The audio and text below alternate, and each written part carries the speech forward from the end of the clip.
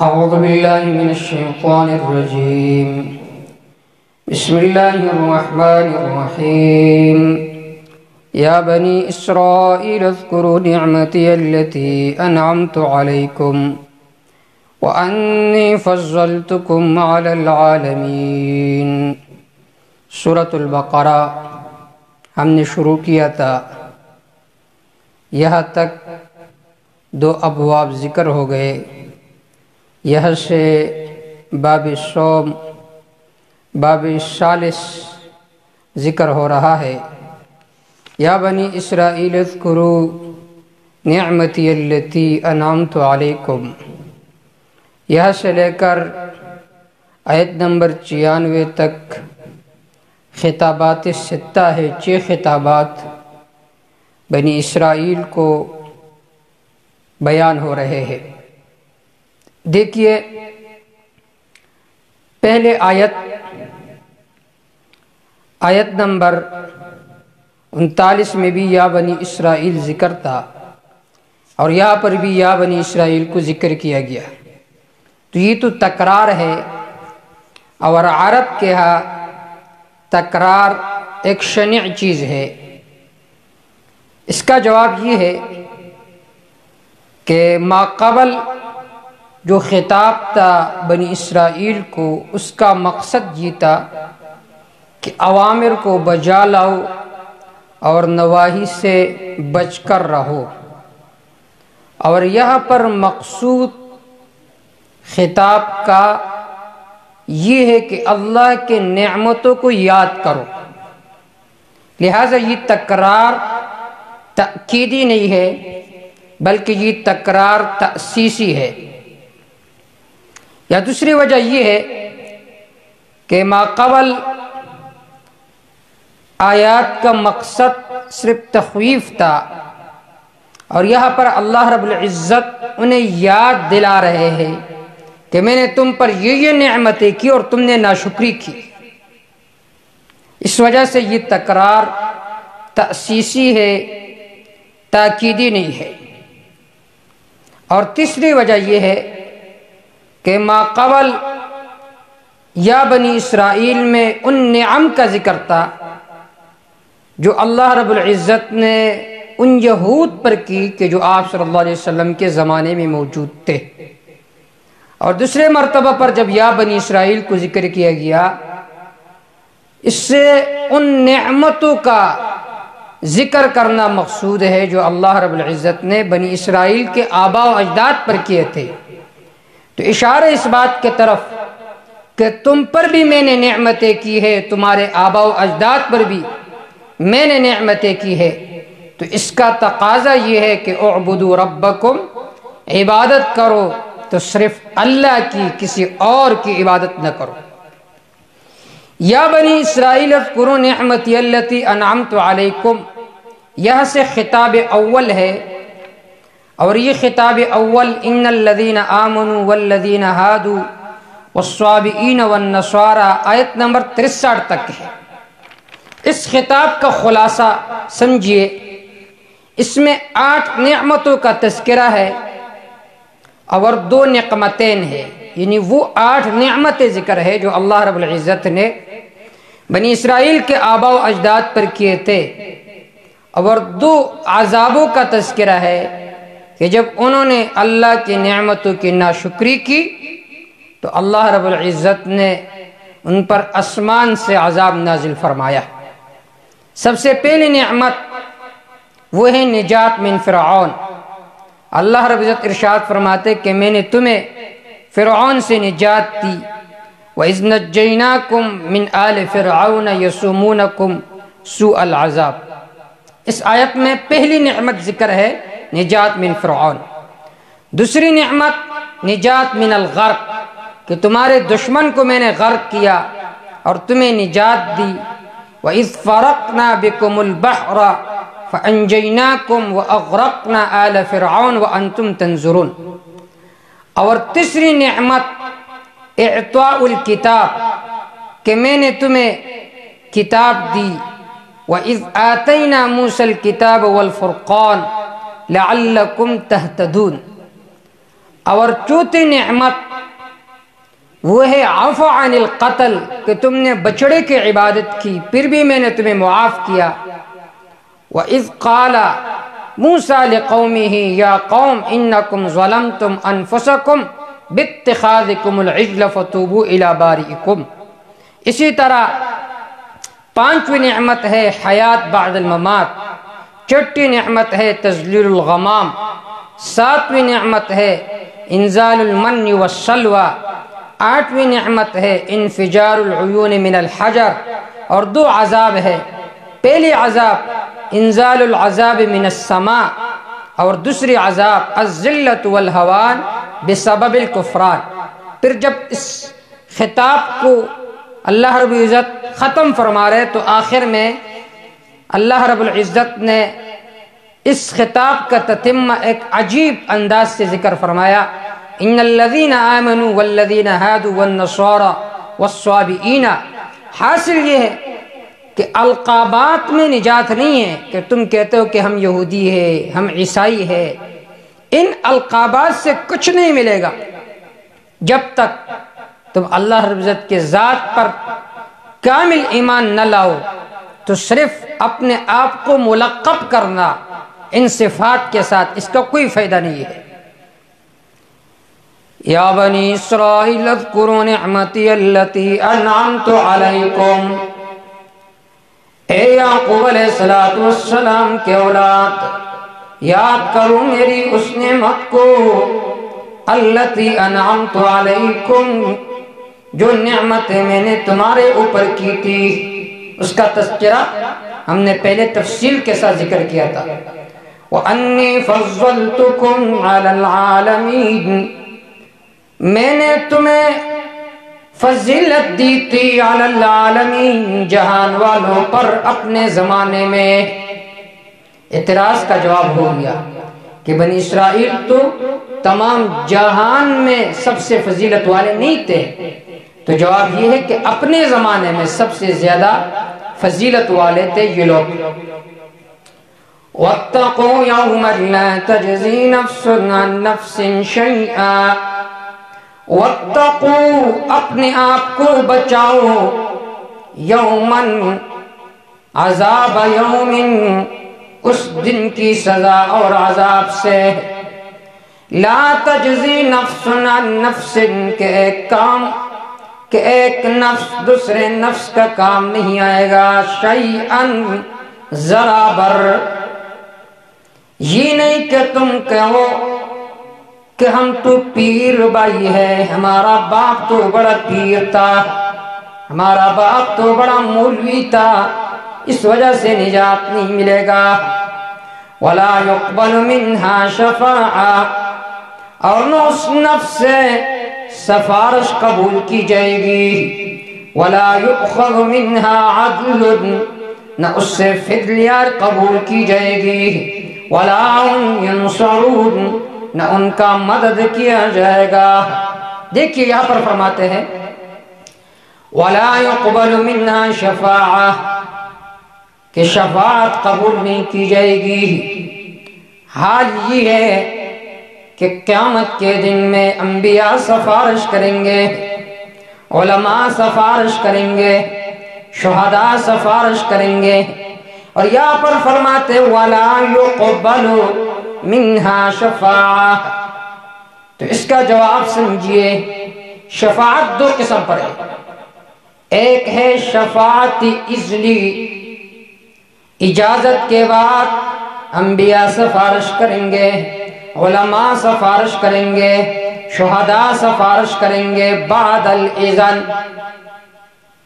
اور دوسری قسم ہے شفاعت قہری، کہ کوئی زور سے جبر سے چھڑا نہیں سکتا قیامت کے دن میں، جیسا کہ بریلویوں کا نظریہ ہے، جو پکڑے اللہ چھڑائے گا محمد، جو پکڑے محمد چھڑائے گا کوٹ۔ کہتے ہیں کہ جس کو اللہ پکڑ لے تو محمد صلی اللہ علیہ وسلم اسے چھڑائیں گے، لیکن جسے اللہ تعالیٰ پکڑے تو محمد صلی اللہ علیہ وسلم اس کو چھڑائیں گے، لیکن جس کو محمد صلی اللہ علیہ وسلم نے پکڑ لیا تو کون ہے جو انہیں چھڑائے، تو وہ آپ صلی اللہ علیہ وسلم کو مختار کل سمجھتے ہیں، اپنے اولیاء کو مختار کل سمجھتے ہیں، عبد القادر جیلانی رحمہ اللہ کو مختار کل سمجھتے ہیں، بلکہ یہاں تک ان کا نظریہ ہے۔ ان کے ہاں مشہور واقعہ ہے کہ ایک مرتبہ ایک بوڑھی عورت رو رہی تھی، شیخ عبد القادر جیلانی رحمہ اللہ ان کے پاس سے گزرے تو فرمانے لگے آپ کیوں رو رہی ہے؟ تو وہ کہنے لگی اس لیے رو رہی ہوں کہ میرا ایک بیٹا تھا، اکلوتا بیٹا تھا، وہ بھی فوت ہو گیا۔ اس نے کہا اس نے کہا ٹھیک ہے میں جاتا ہوں۔ شیخ عبد القادر جیلانی رحمہ اللہ یہ لوگ کہتے ہیں کہ اپنی جلال سے پہلے آسمان پر پہنچے، دوسرے پر پہنچے، تیسرے پر پہنچے، جب دیکھا تو اسرائیل علیہ السلام جا رہے تھے تو انہیں پکڑ لیا، اور ان کے پاس ایک شاپر تھا، شاپر ان سے چھین لیا، اور اس شاپر میں روح تھے، اور اس بچے کا روح بھی اس شاپر میں تھا۔ اس نے اس شاپر کو کھول دیا، اس کی وجہ سے وہ بچے بھی زندہ ہوا، اور جتنے لوگوں کا روح اسرائیل علیہ السلام نے قبض کیا تھا اس دن وہ سارے زندہ ہو گئے تھے۔ اور عبد القادر جیلانی رحمہ اللہ نے اس فرشتے کو تپڑ مارا، جس کی وجہ سے اس کا آنکھ باہر کو آ گیا۔ جب اللہ کے دربار میں پہنچے رو رہے تھے تو اللہ نے فرمایا کیوں؟ اس نے کہا کہ مجھے ایک آدمی نے مارا۔ کہا کس نے مارا؟ کہنے لگے عبد القادر جیلانی رحمہ اللہ نے مارا۔ تو اللہ رضا فرمایا بس بس، اس سے تو ہماری خدائی بھی ڈرتی ہے، نعوذ باللہ۔ اب یہ خود اولیاء کی بھی گستاخی ہے، اور شیخ عبد القادر جیلانی رحمہ اللہ کی گستاخی ہے، اللہ کی گستاخی ہے، فرشتوں کی گستاخی ہے۔ تو بعض لوگ ایسا نظریہ رکھتے ہیں سفارش کا، تو اللہ رب العزت نے اس سفارش پر رد کی ہے کہ وَلَا يُقْبَلُ مِنْهَا شَفَاعَةٌ، اس نفس سے شفاعت قبول نہیں کی جائے گی، شفاعت قہری۔ یہ ایک تفصیلی موضوع ہے، اس پر میں اگلے جا کر اگلے آیات میں تفصیل کے ساتھ گفتگو کروں گا کہ شفاعت دو قسم پر ہے، شفاعت اذنی اور شفاعت قہری۔ وَلَا يُؤْخَذُ مِنْهَا عَدْلٌ، اس سے فدیہ بھی نہیں لی جائے گی، وَلَا هُمْ يُنصَرُونَ، نہ ان کا مدد کیا جائے گا۔ دیکھیے دنیا میں جب کوئی آدمی غلط کام کرتا ہے تو اس کے چھڑانے کے کچھ ذرائع اور وسیلے ہوتے ہیں۔ سب سے پہلا وہ یہ کام کرتا ہے کہ دوسرے سے کہتا ہے کہ اب میرے لیے جا کر میرا کیس لڑو، تو وہ اس کی جگہ پر جاتا ہے، کیس لڑتا ہے۔ تو اللہ رب العزت نے اس کی بھی تردید فرمائی کہ لا تجزی نفس عن نفس، قیامت کے دن ایک آدمی دوسرے کے کام نہیں آئے گا۔ ولا يقبل منها شفاعہ، بعض دفعہ ایسا ہوتا ہے کہ کوئی آدمی غلط کام کر بیٹھتا ہے لیکن اس کا باپ بڑا آدمی ہوتا ہے، وہ جا کر سفارش کرنے لگتا ہے تو وہ بری ہو جاتا ہے۔ تو اللہ رب العزت نے فرمایا وَلَا يُقْبَلُ مِنْهَا شَفَاعَةٌ۔ تیسرے نمبر پر ایک رئیس آدمی ہوتا ہے، غلط کام کرتا ہے، رشوت دیتا ہے اپنے آپ کو چھڑانے کے لیے، تو اللہ رب العزت نے فرمایا وَلَا يُؤْخَذُ مِنْهَا عَدْلٌ۔ اور چوتھے نمبر پر بعض دفعہ ایسا ہوتا ہے کہ اس کا قبیلہ بڑا ہوتا ہے، اگر وہ غلط کام بھی کرے، جیل میں بھی جائے، تو ان کے قبیلے کے افراد جاتے ہیں اور انہیں چھڑاتے ہیں، ان کی مدد کرتے ہیں۔ تو اللہ رب العزت نے فرمایا وَلَا هُمْ يُنصَرُونَ، نہ قیامت کے دن ان کی مدد کی جائے گی۔ وَإِذْ نَجَّيْنَاكُمْ مِنْ آلِ فِرْعَوْنَ، پہلی نعمت نجات من فرعون، کہ تمہیں فرعون ستا رہے تھے، میں نے تمہیں نجات دی۔ فرعون اصل میں مصر کے بادشاہ کو کہا جاتا تھا، اور اس فرعون کا نام تھا ولید بن مصعب بن ریاد۔ ولید بن مصعب بن ریاد، قرآن مجید میں اللہ رب العزت نے موسیٰ علیہ السلام کے تذکرہ 130 مرتبہ فرمایا ہے۔ اس آیت میں اللہ رب العزت جی ارشاد فرما رہے کہ فرعون ایک ظالم بادشاہ تھا، میں نے تم کو اس سے نجات دی۔ فرعون نے اپنے زمانے میں بچوں کے قتل کرنے کا حکم جاری فرمایا تھا۔ اب اس کی بنیادی وجہ کیا ہے؟ اس بارے میں ایک قول یہ ہے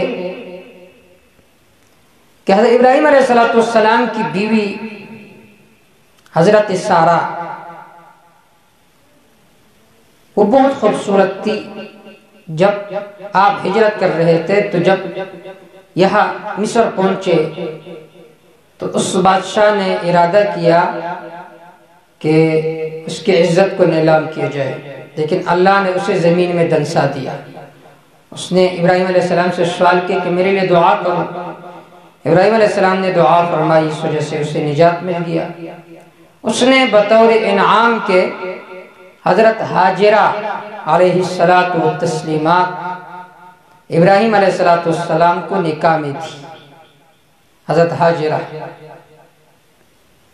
اب یہ جو عزت دار عورت ہوتی ہے، اگر کوئی اسے غلط نگاہ سے بھی دیکھے تو پریشان ہوتی ہے، تو اس وجہ سے وہ پریشان تھی حضرت سارہ رضی اللہ تعالی عنہ۔ تو ابراہیم علیہ السلام نے انہیں تسلی دی اور بذریعہ وحی ابراہیم علیہ السلام کو بتلایا گیا کہ اللہ حضرت سارہ کے اولاد میں سے ایک بچہ پیدا فرمائے گا اور وہ اس فرعون کے سلطنت کو ختم کرے گا۔ یہ بات چلتی تھی، بچے اپنے بڑے اپنے بچوں کو یہ واقعہ سناتے تھے۔ اسی طرح فرعون کا زمانہ آیا، جب فرعون کا زمانہ آیا تو اس نے کہا یہ نہ ہو کہ یہ جو یہود اور بنی اسرائیل یہ جو واقعہ بیان کرتے ہیں کہ ایک آدمی کی وجہ سے فرعونی سلطنت ختم ہوگا، یہ نہ ہو کہ ہمارے زمانے میں یہ واقعہ پیش نہ آئے، تو اس نے بچوں کے قتل کرنے کا حکم جاری کیا۔ ایک توجیہ یہ ہے۔ دوسری توجیہ یہ ہے کہ فرعون نے خواب دیکھا۔ جب فرعون نے خواب دیکھا تو اس خواب کے اندر یہ بات ذکر تھی کہ ایک آگ وہ بنی اسرائیل کے گھروں سے آیا اور ان کے محلات کو اس نے لپیٹ میں لیا۔ اس کے محلات کو اس نے لپیٹ میں لیا۔ جب محلات کو لپیٹ میں لیا تو انہوں نے جو تعبیر الرؤیا کو جانتے تھے، خوابوں کی تعبیر کو جانتے تھے، ان سے مشورہ کیا کہ یہ کیا ماجرا ہے۔ تو انہوں نے اس خواب کی تأویل و تعبیر یہ ذکر کی کہ بنی اسرائیل میں سے ایک بچہ ہوگا اور اس کے وجہ سے آپ کی جو سلطنت ہے یہ ختم ہوگی۔ یہ دوسرا قول ہے۔ اس قول پر بعض حضرات نے تردید کی ہے کہ فرعون تو ایک دہری تھا، اس نے کس طرح خواب دیکھا، اور پھر نجومیوں نے اس کی تعبیر ذکر کی، انہیں کس طرح پتا تھا۔ واللہ تعالی اعلم، دونوں قول ملتے ہیں، اللہ ہی انہیں صحت کو زیادہ جانتے ہیں۔ اس وجہ سے انہوں نے حکم جاری کیا بچوں کے قتل کرنے کا، اور حضرت موسیٰ علیہ السلام کو اللہ نے اس طرح نجات دی کہ ان کے گھر میں ان کی پرورش ہوئی۔ وَإِن نَجَّيْنَاكُم مِّنْ آلِ فِرْعَوْنَ، یاد کرو اس وقت کو جب ہم نے تمہیں نجات دی، من آل فرعون، فرعونیوں سے، یسومونکم، جو تمہیں پہنچاتے تھے، سوء العذاب، بہت برا عذاب۔ کیونکہ جب آدمی کے سامنے اس کے بچے کا قتل ہو رہا ہو تو یہ بہت بڑا عذاب ہوتا ہے، بہت بڑی آزمائش ہوتی ہے۔ یسومونکم سوء العذاب، جو تمہیں پہنچاتے تھے سوء العذاب، بہت برا عذاب، یذبحون ابناءکم، ذبح کرتے تھے تمہارے بیٹوں کو، وَيَسْتَحْيُونَ نِسَاءَكُمْ، زندہ چھوڑتے تھے تمہاری لڑکیوں کو، بچیوں کو۔ اب یہاں پر ذہن میں سوال پیدا ہوتا ہے کہ نساء کو تو نہیں ذبح کرتے تھے بلکہ بچیوں کو ذبح کرتے تھے، تو یہاں پر بنا تکن ہونا چاہیے۔ تو اس کا جواب یہ ہے کہ یہاں پر اللہ رب العزت نے ما یقول الیہ کے اعتبار سے نساء فرمایا، ما یکون کے اعتبار سے، چونکہ آئندہ جا کر انہوں نے نساء بننا تھا۔ دوسرا ترجمہ یہ وَيَسْتَحْيُونَ نِسَاءَكُمْ، وہ بے حیا کرنا چاہتے تھے تمہاری بیٹیوں کو۔ وَفِي ذَلِكُمْ بَلَاءٌ مِّن رَّبِّكُمْ عَظِيمٌ، اس میں تمہارے لیے آزمائش تھی تمہارے رب کے طرف سے، بہت بڑی آزمائش تھی، کیونکہ جب آدمی کے آنکھوں کے سامنے اس کے بچے کا قتل ہو رہا ہو تو یہ سب سے بڑی آزمائش ہوتی ہے۔ ایک نعمت یہ ذکر ہوا نجات من فرعون، دوسری نعمت نجات من الغرق، کہ میں نے فرعون کو غرق کیا اور تمہیں نجات دی۔ وَإِذْ فَرَقْنَا بِكُمُ الْبَحْرَ فَأَنْجَيْنَاكُمْ، یاد کرو اس وقت کو، فرقنا کہ ہم نے پاڑ دیا، بکم تمہاری وجہ سے، البحر دریا کو، فَأَنْجَيْنَاكُمْ بس ہم نے تمہیں نجات دی، وَأَغْرَقْنَا آلَ فِرْعَوْنَ غرق کیا ہم نے فرعونیوں کو، وَأَنْتُمْ تَنْظُرُونَ حال یہ کہ تم دیکھتے تھے، وَأَغْرَقْنَا آلَ فِرْعَوْنَ ہم نے فرعونیوں کو غرق کیا۔ ایک منطقی مولوی تھا محقق دوانی، اس نے کتاب لکھی ہے نجات من فرعون، کہ فرعون کا جو قوم تھا وہ غرق ہو چکا تھا لیکن فرعون نے نجات حاصل کیا تھا۔ وہ بطور دلیل کے نحوے کے قاعدہ ذکر کر رہا ہے کہ جب حکم متوجہ ہو مضاف اور مضاف الیہ دونوں کے طرف، جیسا کہ جاءنی غلام زید، اب یہاں پر مجیت کا حکم متوجہ ہے غلام کے طرف بھی زید کے طرف بھی، تو نحوے کا قاعدہ یہ ہے کہ مضاف الیہ اس حکم سے خارج ہوتا ہے، جیسا کہ میرے پاس آئے زید کا غلام، یعنی زید نہیں آیا بلکہ زید کا غلام آیا، تو اس نے کہا یہاں پر دیکھیے اللہ رب العزت کے ارشاد ہے وَأَغْرَقْنَا آلَ فِرْعَوْنَ، میں نے غرق کیا تھا فرعون کے آل کو، یعنی فرعون غرق نہیں ہوا بلکہ اس کا اہل غرق ہوا تھا۔ لیکن یہ ایسے لوگ ہوتے ہیں مناطقہ، جو منطق تو پڑھتے لیکن قرآن نہیں پڑھتے۔ خود قرآن مجید میں اللہ رب العزت نے صراحت فرمائی ہے کہ فرعون کو میں نے غرق کیا۔ ایسے بہت سارے لوگوں کو ہم نے دیکھا ہے کہ جو منطق پر بہت زور دیتے ہیں، ذہن میں ان کا یہ ہوتا ہے کہ منطق کے بغیر تو قرآن و سنت سمجھ نہیں آتا، یہ ان کی بہت بڑی بھول ہے۔ منطق کا اتنا سمجھنا ضروری ہے کہ آپ ضروری مصطلحات اس سے واقف ہو جائے، لیکن اس میں اتنا منہمک رہنا کہ پورا زمانہ آپ منطق پر لگائے، اور جو علوم عالیہ ہے قرآن و سنت فقہ انہیں بالکل چھوڑ دے، یہ بالکل جہالت ہے۔ اس وجہ سے ایک سالک نے ایک عجیب بات ذکر فرمائی، کن نظر در حال خود اینا تمام، اندری فرصت تو مشغول کدام، سلم و قاضی مبارک میں خری، رنج در تحصیل منطق میں بری، چند خوانی حکمتی یونانی راہ، حکمتی ایمانی راہ ہم بخو، لوہ دل از فضلہ شیطان بشو، اے مدرس درس قرآن ہم بگو۔ پوری زندگی آپ نے سلم و قاضی کو بغل میں لیا ہے، یہ فکر ہے کہ مجھے یہ یونانی حکمت یاد ہو جائے، لیکن جو ایمان کا حکمت ہے قرآن و سنت اس کو بھی پڑھیں. لوح دل از فضلے شیطان بشو، شیطان کے اس فضلے سے اپنے دل کو تو دھوتا ہے، لیکن اے مدرس درس قرآن بھی ہو، اللہ کے قرآن کو بھی پڑھو. اللہ کے قرآن کو، جناب رسول اللہ صلی اللہ علیہ وسلم کے ارشادات کو پڑھو کہ اس میں کیا ہے.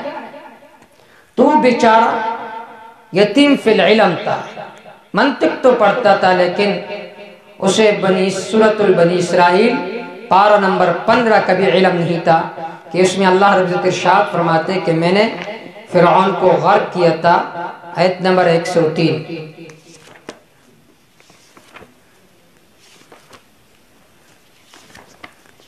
سورۃ بنی اسرائیل آیت نمبر 103 پارہ نمبر 15.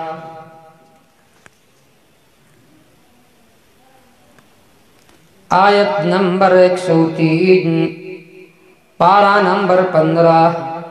فَأَرَادَ أَن يَسْتَفِزَّهُم مِّنَ الْأَرْضِ، ارادہ کیا فرعون نے کہ انہیں نکالے زمین سے. فَأَغْرَقْنَاهُ وَمَن مَّعَهُ جَمِيعًا، پس ہم نے ان کو غرق کیا. وَمَن مَّعَهُ جَمِيعًا، جو لوگ ان کے ساتھ تھے سب کو غرق کیا. تو اس آیت میں اللہ رب العزت کے ارشاد ہے کہ ہم نے فرعون کو بھی غرق کیا تھا، اس کے آل و عیال کو بھی غرق کیا تھا. تو اس وجہ سے مولا علی قاری رحمہ اللہ فرماتے کہ یہاں پر ممزوجہ معنی مراد ہے، مخلوطہ معنی یہ کرو گے. وَأَغْرَقْنَا آلَ فِرْعَوْنَ، ہم نے غرق کیا تھا فرعونیوں کو. وَأَنْتُمْ تَنْظُرُونَ، حال یہ کہ تم دیکھتے تھے. جب آدمی کا دشمن انسان کے آنکھوں کے سامنے ہلاک ہو رہا ہو تو دل کو بہت خوشی ملتی ہے. یا اللہ جو مسلمانوں کے دشمن ہیں انہیں نیست و نابود فرما.